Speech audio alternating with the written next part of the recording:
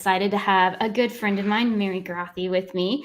We go way, way back. Gosh, I can't even remember how long, but at a random little business event at church is where I met her, where we used to do business networking. And so it's been really fun to just see her throughout her journey on everything that she's been through, of the burnout that comes with being a business owner, and also just some really awesome things that you've done. So I'm really excited for you to share your entrepreneurial journey and all that you've had with that. So I think it's really cool. Well, thank you so much. It has been a while. When you popped on, I'm like, oh, you look the same. I think it's been like 10 years. I know. You look amazing. I'm Thanks. happy to be here with you. Yeah. So if you want to share, just give a little bit of backstory on how you got into the business world. Yeah. I'll give you the short version, and then I'll let you poke at it and decide where you want to dive. But when I was 22, I got into payroll sales, and this was after a very rough, traumatic upbringing. And so the corporate world, I like to say, sort of saved my life and just took me out of a very, very sinful, destructive way of living. But unfortunately, I used the success to heal my wounds from my trauma. And so I became very addicted. I was a number one sales rep. I had 5 years in payroll sales, and then I left to become a VP of sales and marketing with one of my clients.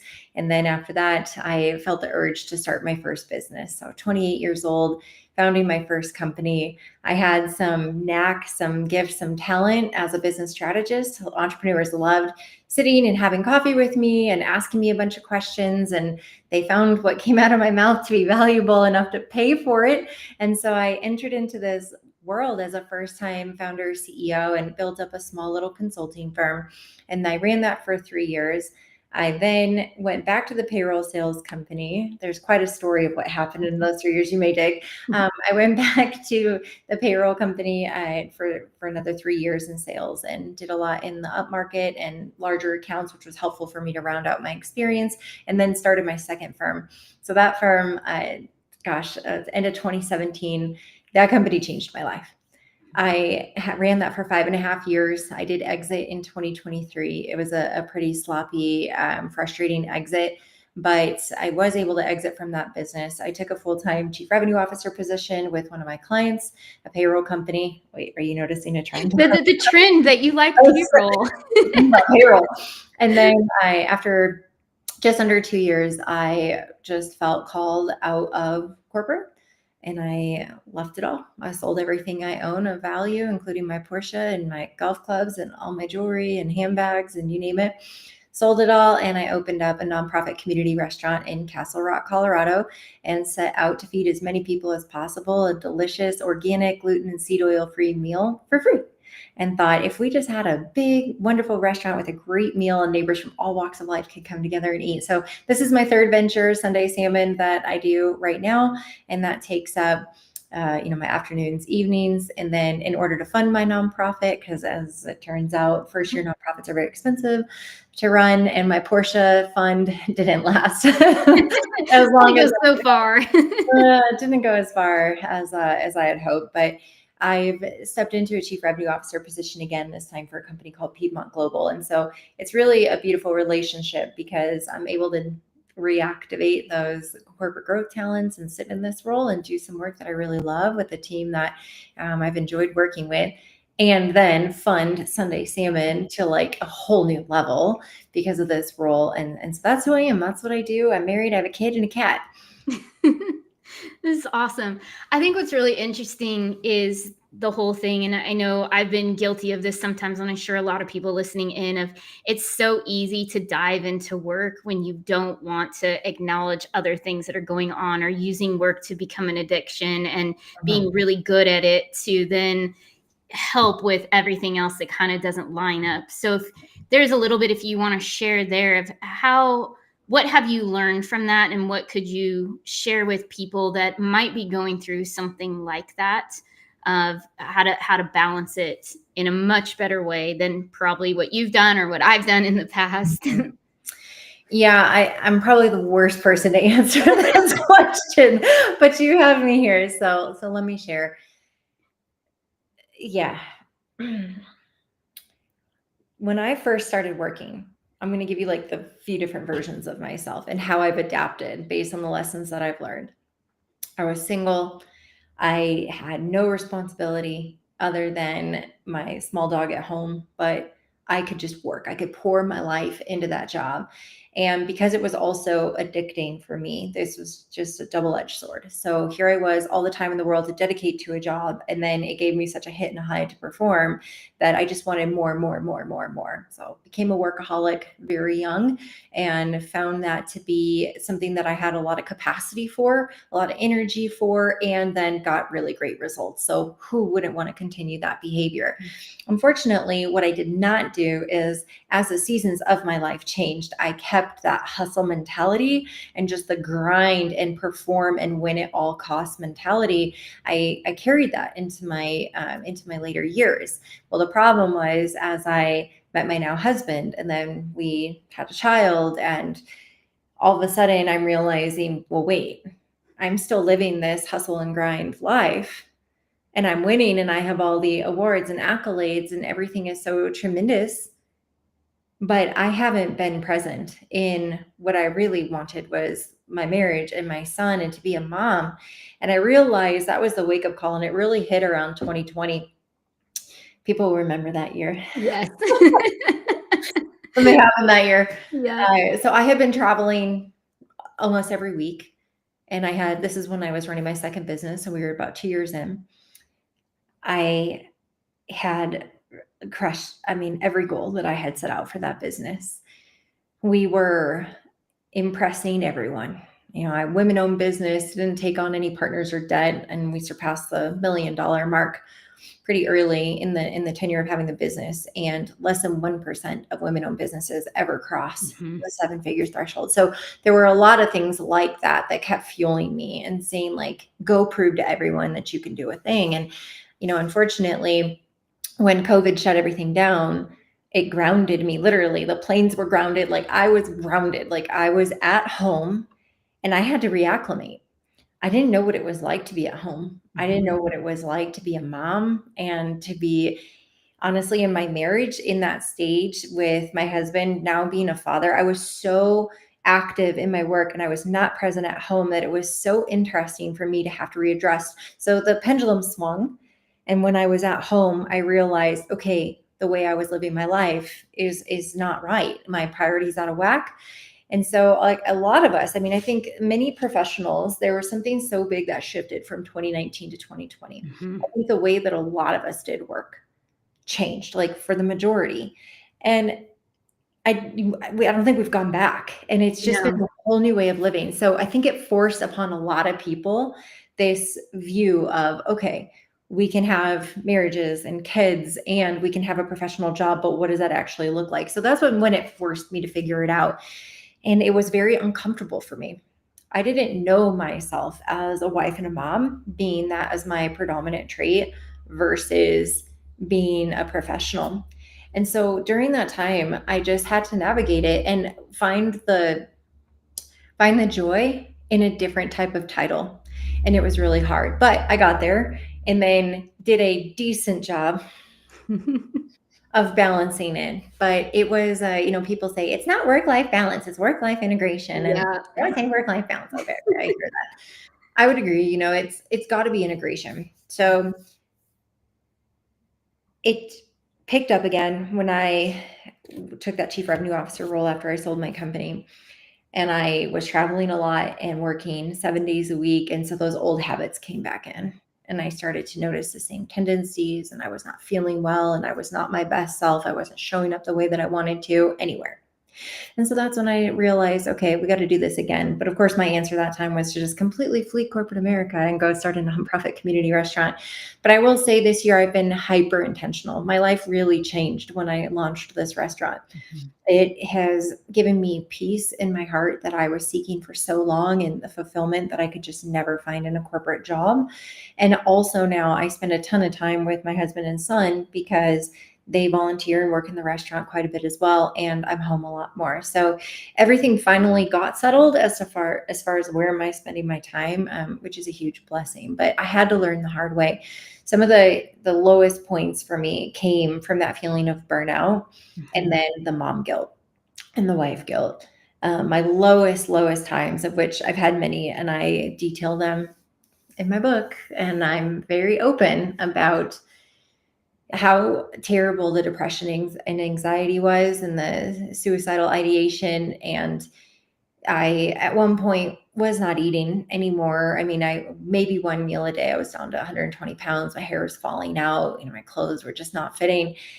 It's this world will consume you if you let it. Mhm. Living for all the wrong reasons, but I definitely had some very low points that burnout led to, but also just the weight of the guilt. Like, I wanted to get married. I wanted to have this baby. Why am I not home? Yeah.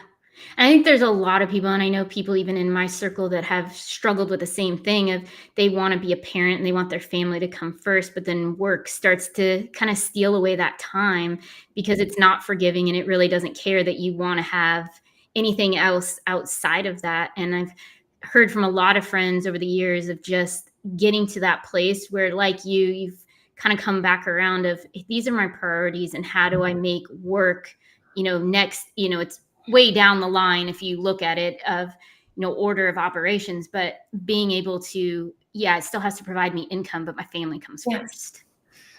that's hard. Yeah. And yeah, I've heard lots of those conversations, and most recently too, just a lot of that too is things that it's weird how the world was put on pause and business changed, but then in some ways it's like going back to what it was. It's like I'm traveling a lot more than what I was again all of a sudden, and it had been, hey, we'll just do Zoom calls, and that's a lot easier for people that are doing a lot of other things. It's easier to be at home and you're just hopping on a call versus, all right, let me hop on a plane Tuesday. I'll be home Thursday. I got to leave again Sunday. And it just becomes chaotic, and that burnout comes in. And I experienced decent amount of burnout last year where I took 3 months off and kept the lights on. But it's being able to get to that point of, hey, I needed to rest and figure out and not let Mhm. work decide what's the best for me. Yeah, I mean, right now I work a full-time job. The restaurant is also just about full-time, Mm-hmm. and I homeschool 2 days a week. And those are the curriculum that I'm involved Yeah. with just in the mornings, but 2 days a week. And somewhere in there, I have time for God and time for my husband. And Mm-hmm. it's really only through God's grace in this season that I have the capacity to do this. And I do feel that this season will come to an end soon, as far as the 7 day a week, because right now it's 7 days a week, 5 a.m. to Yep. 9 p.m., but there's so much joy in it. And my family is so integrated into the nonprofit work that we're spending more time together now Mm-hmm. than I ever have in the past. So there are some really good points in this season, but I can already feel it on my heart that I don't take a Sabbath day. I do not have a day off ever. And that needs to change. And so like a day off for me, usually 4 or 5 hours into it, I'm so antsy. I'm like, I have to be doing something. Right. So that's hard for me to do.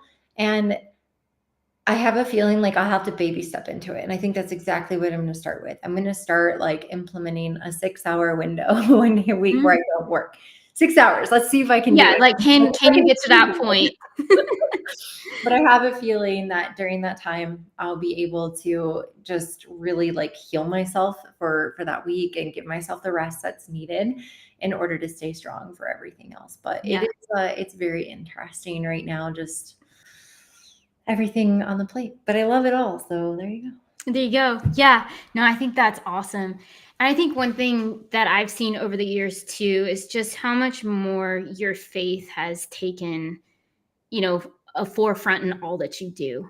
And I think it's been really fun to see like the podcast you came out and just telling those stories. What do you think was kind of the pivotal moment into turning back to that and kind of putting God first in all the ways that you go? Well, if we're gonna have that If we want to conversation. go down that route. Okay. All right. Let's tell everybody the truth here. I did not come to know Christ until I was 29. And I found him 7 months after a night of drinking when I drove my car into my neighbor's front porch. I battled alcoholism and other terrible things for years. all a product of my raising and the environment that I had to figure out how to survive as a child. With that, coming to the Lord at 29, I was so owned by this world that my identity took a very long time to shift because I was afraid of what people thought about me. And I was afraid of losing so many things if I were to share my faith with my outside voice, not just the inside voice.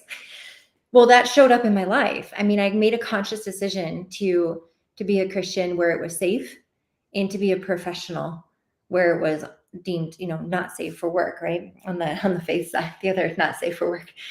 So unfortunately, when you're not, as a woman of faith, as a person of faith, when you do not invite your faith in through your workday, guess what happens? You handle everything with your flesh, your conflict, your disagreements, your anxiety, your fears, all of the things of our flesh in the world. If we have not brought our faith into the workplace, all of a sudden creep in, and then we wonder why work is hard. We wonder why our relationships are poor. We wonder why we're sitting at the dining room table, trying to have dinner with our family, and we're so distracted and blah, blah, blah, blah.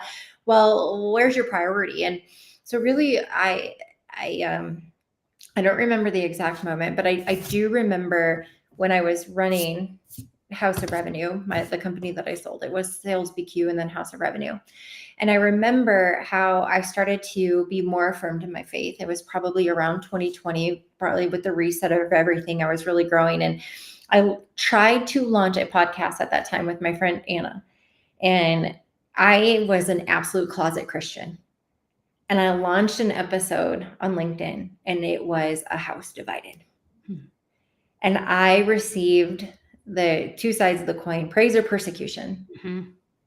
And half of them were like, way to go, you're so bold in your faith. And then the other half was like, unfollow, cancel, don't want to do business with you.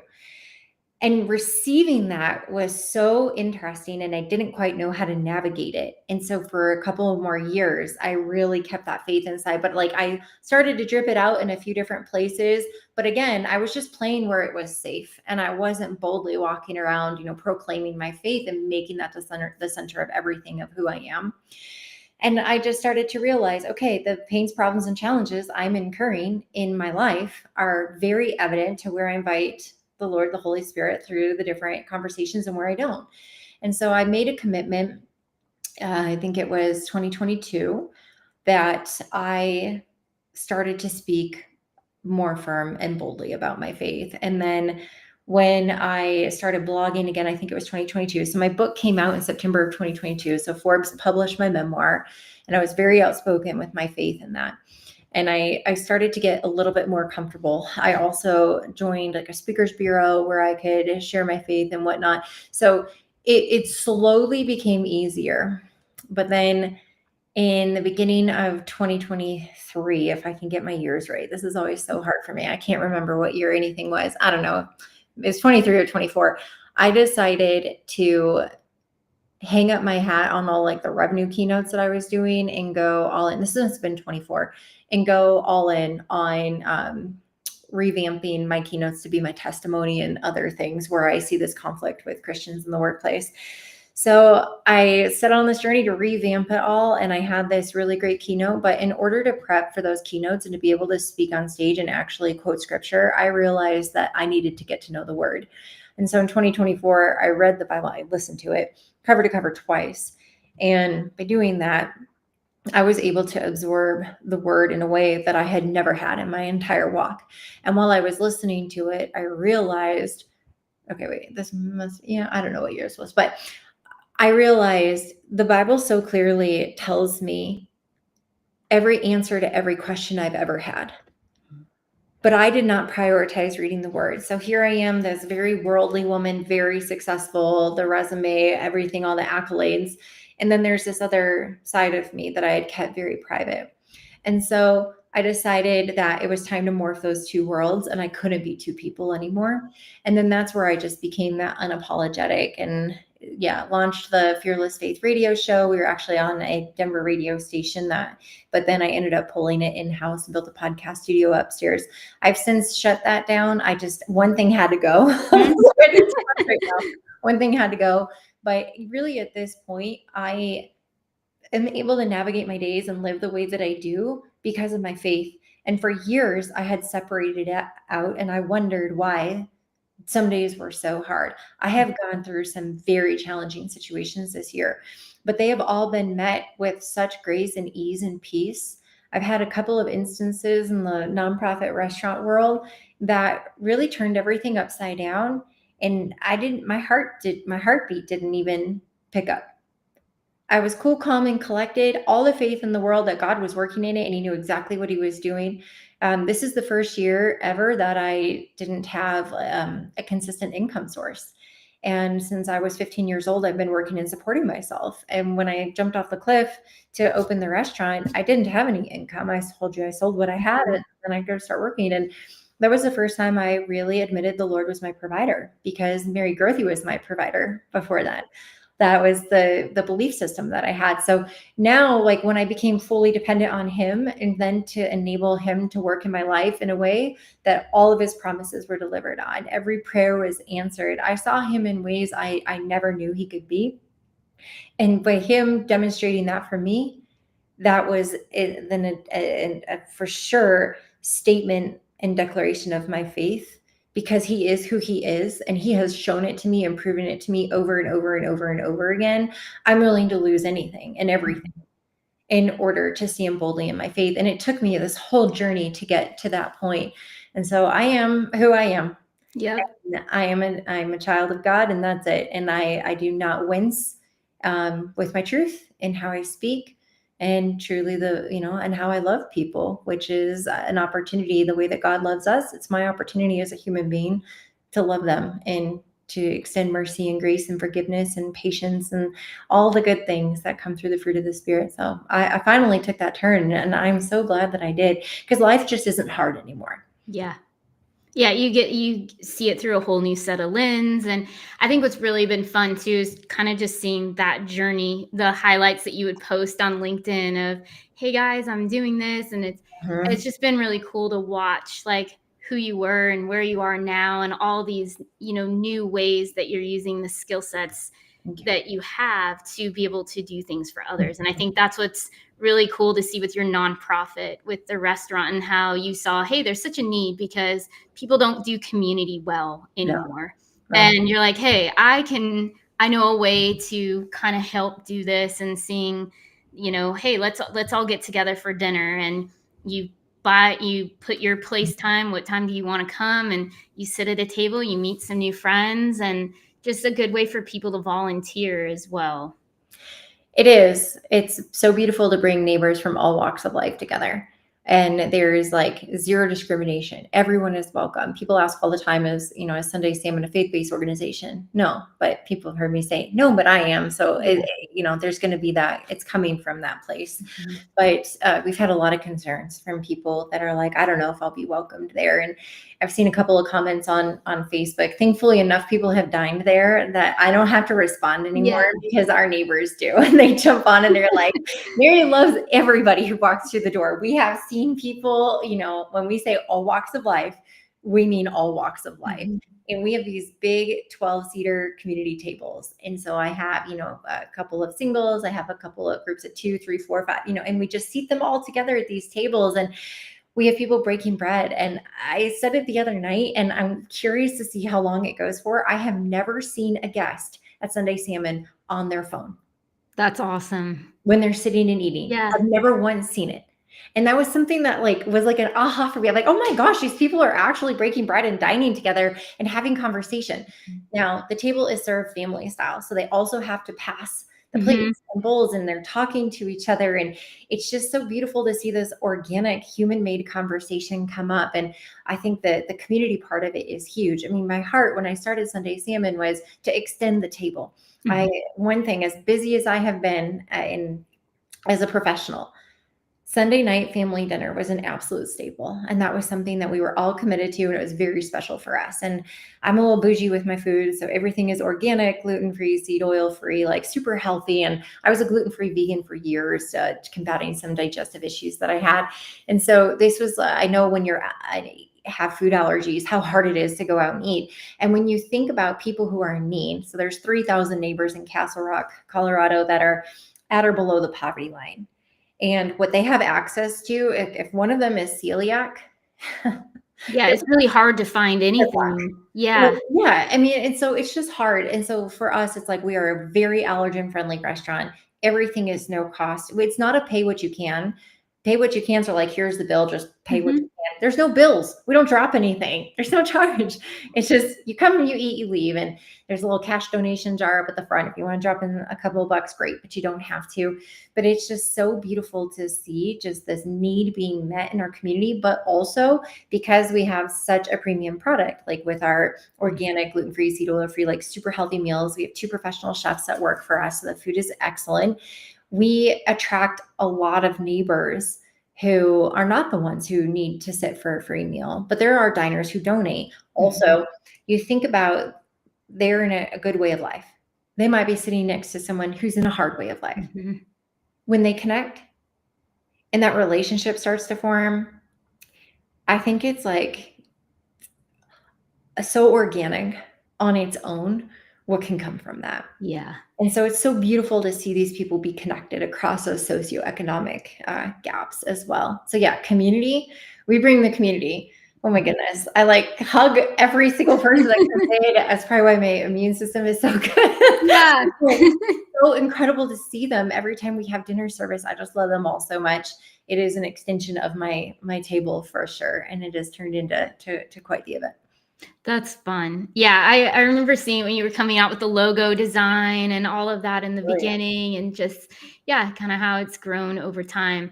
I think one thing to ask a couple of questions, just one would be, what advice would you give to business owners that are feeling burned out? Yeah. Take a break. You have to figure it out. Like you just have to stop.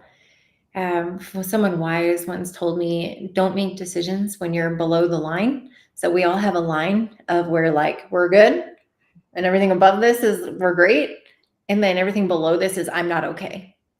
And so many of us operate below the line, and that's where burnout happens. Burnout happens below the line, and the biggest thing is when you're feeling those moments of burnout. I learned whether it's I just need to go to bed at 7 p.m. and just shut myself in the bedroom and have quiet time and just be in there and breathe and to let everything go that I'm feeling and then just get some rest. So number one is like get back up to the line because you don't want to make decisions when you're below the line. And then I do what I can because I have reached burnout several times, like catastrophic burnout, the kind that completely knocks me Yeah. out and is very ugly and usually involves yelling and tears and right. Okay. Take a break, breathe, shut off everything that you can and get to a place where you're at the line. And then from there is the opportunity to evaluate what's going on. I like to make a list in Excel and where am I spending my time right now? I also color code my calendar. So now I sort of have a cheat sheet that I can look at because I can rank and sort by the different categories of what I'm doing. Because I'm like, if it's not on the calendar, it doesn't get Right. done. So this thing has me booked out every day. I start booking out my time from 5 a.m. all the way until 9 p.m. every day. And it's all color coded. So that is a visual representation. Plus it tallies the time on the side that it can tell me what I'm doing. So my recommendation is identify where your time is going. And then you have to start making decisions. Do you keep doing it? Do you stop doing it? Or do you delegate it? And once you go through the list, go through it again. Because the first time we're usually a little emotional. I can't. It's not possible. Yeah. Go through again. See what your first pass gets you. Where does it free you up? And then to sit down and have the priority conversation. Like, where do you feel out of alignment? Usually burnout for me was a combination of feelings in addition to being exhausted and doing too much. And our heart and our feelings can be deceitful and can lie to us. So I needed to remove the emotion and the stories I was telling myself and actually just go down to factual what the situation was. And so getting to that as well was really helpful in the exercise. But all of that, I just feel like when I would get to these points of burnout, so much of it was just something happening inside of me and I was unwell. So how do you get well? After that, Mhm. rest is a huge component. Identifying where you're spending your time, what you need to keep, what you can stop, what you can delegate, and then really understanding the priority in this season. Because it is okay for this season to look very different from last season, and it can change again. In this season, what is my priority? Where do I Right. need to be? And then taking all of that and then going through and sorting through the lies and the emotions and every story that we've told ourselves, get to the sheer fact. What is it? What is it not? And then build a plan moving forward. So oftentimes when I have the feelings of burnout start to kick up, I thankfully can like feel it now. Mhm. I plan a day off. So sometimes my schedule is so busy. Well, my day off is, what do we say, like a half Right. It's maybe you can get the 6 hours of a day full off. day. Maybe it's an hour. Full day. Yeah, I plan an hour off is what I do. I laugh, but it's like kind of honestly as simple as it can be. But I do find that chunk of time. And sometimes I'm so booked out, maybe a week or two, that I do book that time a week or two out. Like if that's literally the first time I can get to it, but you have to start like noticing those feelings inside. And then I come up with what are my decision points that I need to make when I have this window that I'm carving out for myself to just chill out. Yeah. And then what is it going to look like moving forward? But it's hard, Christy. It's hard. If you have type A, high urgency people, I mean, we are like the worst offenders in this category. But then you couple that with somebody who's blessed with some really wonderful talents, like especially that are viewed as highly valuable in the corporate world and can be highly compensated for them too. It's really, really difficult Mhm. to have the off button. But those are some of the things that I've done to Yeah.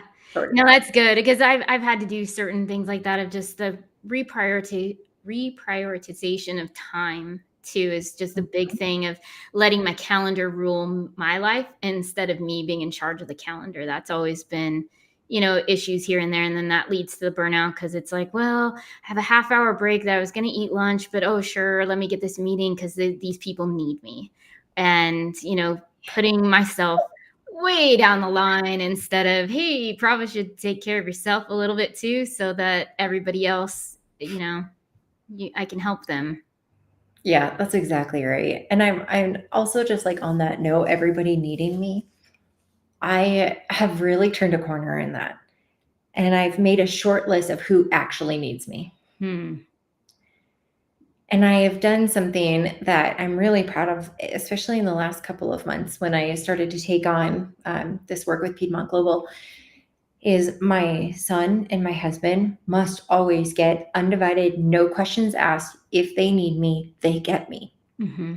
And that has been transformative in the relationship with my son because I realized how many times per day I'm on my laptop, I'm on my phone, I'm doing something, and he's, hey, mommy, this. And I'm like, hey, I can't look right now, I'm working. Yeah. And I started to add up how many times I said that throughout a day. I'm like, this is embarrassing. I will never get this time back with my son. Hmm. And if I want to have an influence on the young man that he turns out to be, I better stop what I'm doing and pay attention to him. Right. And so I just created this recently where it's like, okay, Mary, you're taking on a lot in this season. And if I let it consume me, it will consume me and it will take every minute because I could easily justify and say, they all need me. Hmm. They don't. They're Right. going to be just fine. Hmm. But my son and my husband, that has become a non negotiable. And that has just made a significant impact. You know what it's also taught me? What? How easy it was to do that and how, like, not fire burning, death ensuing Hmm. perception I had of all of the things that were vying for my time. Like everybody lived, Yep. Everybody and did just fine. Yeah, exactly. I'm like, what else can I bring this thought into? Like, how else can I change? Hmm. Because there's so much joy and just like this peace inside of me. And then I don't have that mom guilt, like, or the wife guilt. I'm like, hey, I'm actually doing a thing. I'm working a lot. However, I also have this great relationship with my family right now. That's so cool. Yeah, I love that for you. Yeah. I think one last question before we go is if there is anybody that's kind of, they're in that, hey, I work 9 to 5, but then what do I do? I'm kind of looking at the entrepreneurial journey, but then is it the right for me, because they can, it's like the burnout can happen. And sometimes people are very cognitive of, I know I'm very prone to doing burnout. What would you say if somebody's making that shift from going from, regular 9 to 5 to just going to start their own business? What are things that they should, be aware of or put into place today to help them not? And I know some of it is kind of like what you said with the line and all of that, but is there anything else that you would say for somebody kind of taking that leap? So I'm going to maybe give an unpopular answer because this is how I've done it. And so maybe this resonates with someone and maybe someone else is like, you're nuts. This is terrible advice. I honestly can't answer that question until I start doing the work. I mean, this is the third company that actually got off the ground that I have founded. I have a couple of other smaller ventures that didn't go anywhere. There were just a few months of trying to figure things out, and I just couldn't get the traction that I needed and couldn't build a P&L that made sense. Like, is this worth my time? And so there are a couple of things that I've started that were quietly just shut down. They never really, one, I guess, made it to market with an announcement, but it got closed down months after launch. But the answer I have to that, if someone is going from that 9 to 5 to entrepreneurial world, give yourself space, choose a season when you can really go all in and figure it out. Like, I would give yourself 3 months, give yourself permission, talk to the people around you, and just set those boundaries, but also just a disclaimer, like, I'm going to give this everything I have for 3 months to establish a baseline for what this could be. And so I think, like, the first 90 days of every venture that I have started have been me diving in head first. Like, I just want to go. I want to set up all my infrastructure. I want to do all of my, just the initial building and get it out to market and launch it. I want to get a few clients. I want to start servicing, and I just want to see what the numbers are. Opinions are valuable, but data is priceless. Yes. We can have an opinion, which is valuable, about how we think it's going to go. But until we get in there, we don't have the data. We don't really know. And so my advice, which might be a little bit different than what you were expecting, is that you go all in for 90 days and you set your boundaries before you do it. So you carve out those working hours, you give yourself permission in certain areas, you figure out what works, and you say, this is what I'm going to give, and then accumulate as much data as possible. And then I think after that first 3-month mark, after the first 90 days, you have enough at that point to say, like, is this a viable business that I want to continue to invest more time in? What are the key pivots that I need to make in order for it to be viable? Or if it is viable, like, now what do I need to do? What is my next phase plan in order to take this to the next level? But I think in each of those stages, being conscious on the front end of saying, like, I am willing to dedicate, like, if you're doing something part-time, 25 hours a week, pick the days and the times, block it out in your calendar, be disciplined. And I think that if you go in with the end in mind, with that structure of, like, by this date, I want to achieve this. By this date, I'd like to achieve this. And here's what I'm willing to allocate. Well, you may launch that experiment and come back and say, well, I allocated 25 hours a week. This is the goal I wanted, but I hit here. So I need to readjust. I either need to go up to 40 hours a week if I want to hit this mark, or I just really need to evaluate this altogether. Mm-hmm. If I only have 25 hours, potentially this isn't the right model. So I need to pivot, or I'm going to try something different. But for me, I just have to go all in. I can't, like, spread my, dabble in something. Yeah. Yeah. You're similar. It's like, I need to know all the working parts, how everything works, every piece unturned, and then from there make a decision. Yes. Agreed. Yeah, Yes. that's awesome. Well, one last thing, if you could share just where people can find information about Sunday Salmon if they're in the area to stop by.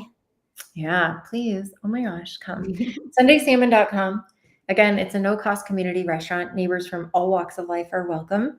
And we have dinners every Sunday at 5 and 6 p.m. We do one Thursday a month. It's a Thankful Thursday, Thanksgiving-inspired meal. And we also have our Tuesday tacos. Like, we have a mobile food trailer, so we've been doing a lot of our taco events mobile. This is the first one we have coming up tomorrow, October 28th. In restaurant, which is like, oh my gosh, so much fun to have our in-house Tuesday tacos. But SundaySalmon.com has all the info. If people want to grab a reservation, I recommend reserving a seat. We do take about 10 walk-ins per seating, but reservation guarantees your spot. And then we also have volunteer opportunities on the site, and then ways to give. If people are interested in buying their neighbor a meal, we sure would appreciate that. That's awesome. Well, thank you so much for your time today. I really appreciate it. It's been fun. It has been fun. Yes. Thank So you. yeah. And then everybody, if there's any other questions you have, feel free to keep putting them in. We'll look at them all throughout the week and get you responses. But thanks again, Mary. I really appreciate your time.